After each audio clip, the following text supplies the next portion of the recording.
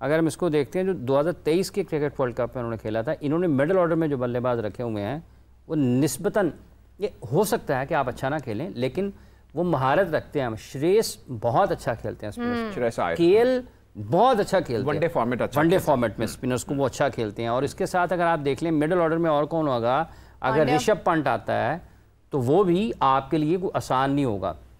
सो ये बात एक जगह पर ठीक है, ये उनको 3 स्पिनर्स नहीं देना चाहेंगे ना, तो उसकी एक लॉजिक ये ज़रूर नज़र आती है कि अगर आप उनको 3 स्पिनर्स दे दें और अगर फ़र्ज़ कर लें कि विराट लंबा खेल गए हैं तो वो उनके लिए तो मसला नहीं होगा। केएल और विराट की जो पार्टनरशिप अगेंस्ट पाकिस्तान लगी थी कोलंबो में 2023 के एशिया कप में, वो आज भी सबको याद होगी।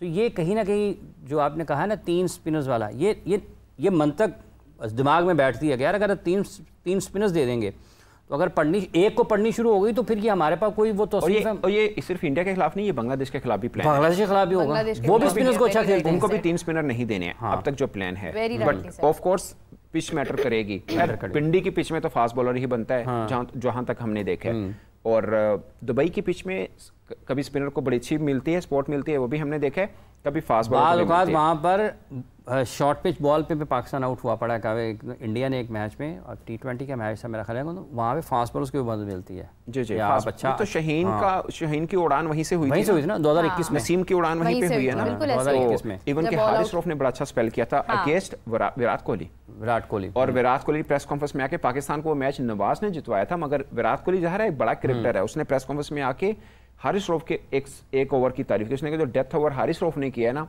उसने मोमेंटम तोड़ा, ये विराट कोहली ने बोला, और अगेंस्ट विराट कोहली ही किया था उसने, अगेंस्ट विराट कोहली किया था हारिस रऊफ ने, बड़ा अच्छा वर्क किया था। एक ओवर की आपने बात की ना खान साहब, तो ये की मोमेंट्स होते हैं। जी जैसे 2024 के T20 वर्ल्ड कप के फाइनल में वो जसप्रीत बुमराह ने जो एक ओवर किया था बिल्कुल ऐसे, उसने विकेट एक लिया या नहीं लिया, लेकिन जैनसन का विकेट लिया, जैनसन का इन स्विंग हुआ था बॉल, तो उसके बाद जो हालात बने हैं ना साउथ अफ्रीका के लिए, वो उनके फाइनल में 2024 के फाइनल में, तो वो एक ओवर आपके लिए बड़ा मोमेंटम चाहिए ना आपको, क्रिकेट में मोमेंटम बनाया आपको। एग्जैक्टली, मिलर भी फिर आउट हो गया तो फिर वो चीज़ आपके हाथ में आ जाती है। प्रॉब्लम असल में यहाँ पर आती है जब आपकी कुछ विकेट्स गिरती हैं ना, फिर प्रेशर बिल्ड हो जाता है, और इंडिया पाकिस्तान का match is all about pressure. Once you get that, हमने तो, बल्कि मैं अभी कुछ देर पहले भी ये बात करी थी कि हमने बांग्लादेश के मैच में क्या किया था कि हमें 6 विकेट्स मिल गई थी 26 रन पर टेस्ट में, और उसके बाद आप सोच भी नहीं सकता कर सकेगा। उसके बाद हम हारे हैं, उसके बाद 16 पे 4 आउट करके ऑस्ट्रेलिया के वो मैच भी हम हारे हैं। हम इनसे 99 के ऊपर 8 आउट करने के बाद भी हम साउथ अफ्रीका से मैच हारे हैं।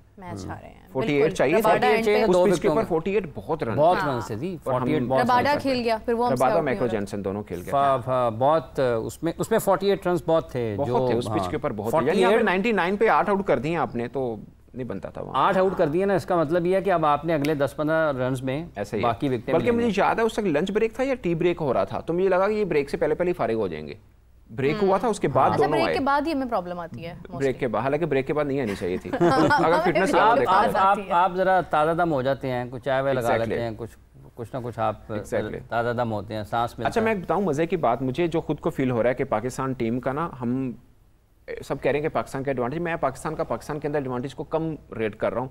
मुझे लग रहा है कि हमें मोमेंटम चाहिए होता है हमारी टीम को, अगरचे पीछे से लेके आ रहे हैं, मगर 2 रीजंस की वजह से हम जीतते आ रहे हैं।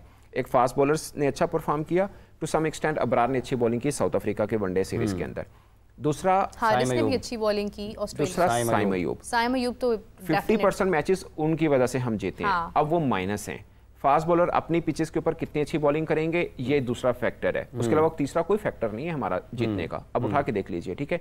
एक फैक्टर तो निकल गया, दूसरा कितना सपोर्ट करता है, और उसका एक वो भी ब्लेसिंग इन डिस्गाइज भी हो सकता है कि फखर एंड बाबर आजम, मतलब हम फखर के ऊपर वो नहीं कर सकते, फखर साइम से भी अच्छा खेल सकते हैं और खेलते भी रहे हैं। ये एक बोनस हो सकता है कि साइम की जगह पे वो अच्छा खेल जाए, इसमें कोई शक नहीं है। वनडे क्रिकेट में खान साहब इसकी फखर की बड़ी परफॉर्मेंसेज हैं बहुत, एक 200 है, ठीक है जी, फिर 190 साउथ अफ्रीका में, ठीक है, और साउथ अफ्रीका में अगेंस्ट साउथ अफ्रीका, और वो सारी उनकी टॉप क्लास बॉलिंग थी, ऐसा नहीं था कोई हल्की बॉलिंग थी अगेंस्ट साउथ अफ्रीका। इन साउथ अफ्रीका मेरे ख्याल 2020-21 में जब बात, मैंने फखर से पूछा आपको सबसे अच्छी इनिंग कौन सी लगती है T20 वनडे दोनों फॉर्मेट में। आपको याद होगा वर्ल्ड कप 2021 में जो उन्होंने ऑस्ट्रेलिया के खिलाफ नीचे 50 किया था, मिच स्टार्क को जो छक्के मारे थे ना, हमने लाइव देखे हैं, वो मैंने देखा नहीं कि बॉल इस तरह भी घूम के जाता है, यूं ऐसे जैसे आंडा नहीं प्लास्टिक वाला वैसा था, वैसा हुआ यकीन माने। मैंने फ़खर से पूछा, मैंने कहा आपको सबसे अच्छी इनिंग आपकी कौन सी लगती है? लोग कोई कहते हैं न्यूजीलैंड वाली, कोई क्या। उन्होंने पता क्या जवाब दिया? उन्होंने बोला मैंने 35 रन किए थे साउथ अफ्रीका के खिलाफ, वो मुझे सबसे अच्छी लगी है। क्या बात। मैंने कहा वो क्यों? कहते स्ट्रेन था सामने, क्वालिटी बॉलिंग, तीनों बॉलर कहते टॉप के थे, मैंने उनके सामने 35 रन किए थे, मुझे लगता है कि वो मेरी सबसे अच्छी इनिंग थी। हालांकि वो 210 कर चुके हैं, 190 प्लस कर चुके हैं टेस्ट में, वनडे मैचेस में। जी जी।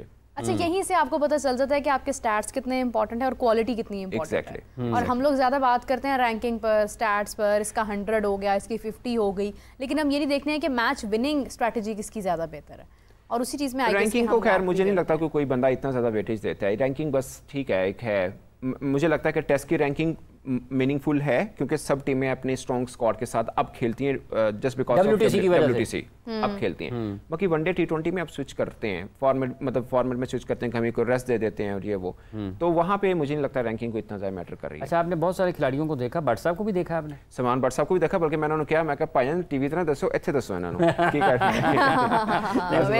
अच्छा, वो आते वैसे वहाँ पे उनके पास ये मुख्तलिफ वक्तों में पाकिस्तान के क्रिकेटर्स, बाबर आजम हो गए, इमामुल हक हो गए, बाकी भी नसीम वगैरह, सारे लोग वहाँ पर प्रैक्टिस करने के लिए आते हैं। और इवन नसीम के साथ उन्होंने बॉलिंग एक सेशन भी किया था, नसीम बॉलिंग के लिए, बिल्कुल ये बैटिंग कर रहे थे, तो ये इनसे गपशप लगती है, लोग पूछते रहते हैं, जब मिलते हैं तो बातचीत तो करते हैं। मुझे लगता है बड़े अच्छे कोच हैं भट्ट साहब। मतलब जिस तरह लेकिन हम लेना आकिब जावेद साहब को कोच नहीं होना चाहिए ना, भट्ट साहब को भी पाकिस्तान टीम का कोच नहीं होना चाहिए। अच्छा, मैं बताऊँ आकिब जावेद, मुझे एक चीज़ बड़ी अच्छी लगी है, वो आप भी एग्री करेंगे। आकिब जावेद का, अगर आप उस मिथ में आ रहे हैं जो अब्दुल कादिर साहब मरहूम अल्लाह जन्नत से फरमाए उनकी थी कि इस टीम में आके कोचिंग का कोई लॉजिक नहीं बनता, वो ये कहते थे, वो कहते कोचिंग कुछ नहीं कहता, अगर कोई बड़ा कोच है उन्हें कहीं कीनिया या बांग्लादेश की टीम को वर्ल्ड चैंपियन बना दे, उनका ये लॉजिक होता है, जो कि सही भी था। मुझे लगता है प्लानिंग मैटर कर रही होती है। आकिब का एक फायदा होता है, कुर्सी पे बैठे होंगे, कुर्सी पे बैठे होंगे, वो किसी को ना वो नहीं करते, चक्कर नहीं है, सुकून, पंजाबी में सुकून मोल मीठे चोल, वो वाला है उनका। वो चक्कर नहीं है कि किसी को कि कोई प्रेशर फील कर रहा हो, ऐसा कुछ नहीं है। आप कलंदर्स की टीम को देख लें, आकिब जावेद जब तक, मतलब आकिब जावेद ही रहे हैं, तो उनका एनवायरनमेंट सबसे डिफरेंट होता था। और बाद में मुल्तान सुल्तान या इस्लामाबाद, कॉन्फिडेंस लेवल आप देखें उनके खिलाड़ियों में अपनी फ्रेंचाइज को लेके एक बहुत। मैं मजे की बताऊं, आकिब जावेद ना, मैं आकिब जावेद और 2-3 और जर्नलिस्ट थे, इंटरव्यू कर रहे थे सोलो ना, मैंने करके हटे, तो एक बड़े सीनियर जर्नलिस्ट में नाम नहीं ले रहा, मैं इधर बैठा हूँ और वो सीनियर जर्नलिस्ट इंटरव्यू करने लगे हैं। कहता तो ये बताओ मोटिवेशन क्या चीज़ होती है? मैंने कहा क्या मतलब?